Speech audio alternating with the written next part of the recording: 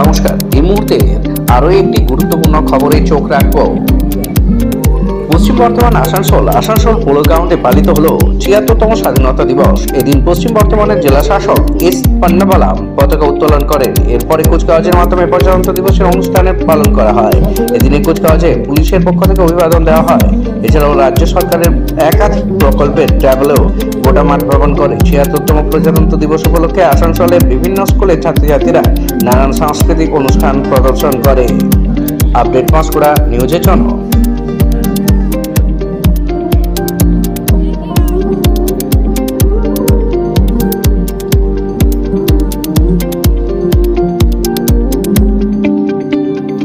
এটা ভবিষ্যৎ বিজ্ঞানের ছাত্রছাত্রীকে সময় আছে।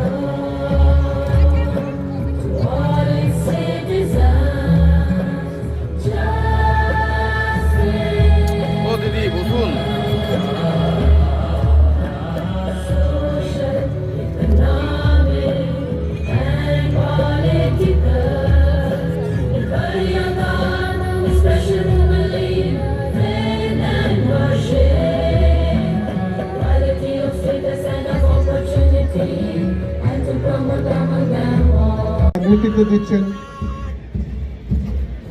দীপশিখা ভান্ডার। Next we can see the NCC boys under Sumit Srivastava.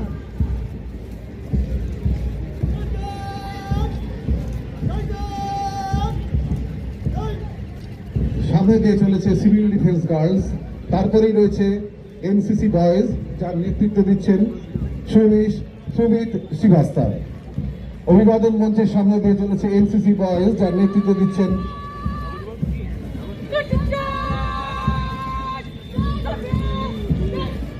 Followed by NCC girls under Shruti Mallik. শ্রুতি মল্লিকের নেতৃত্বে এনসিসি গার্লস এখন অভিবাদন মঞ্চের সামনে। নমস্কার, এই মুহূর্তে গুরুত্বপূর্ণ খবরে চোখ রাখবো পশ্চিম মেদিনীপুর।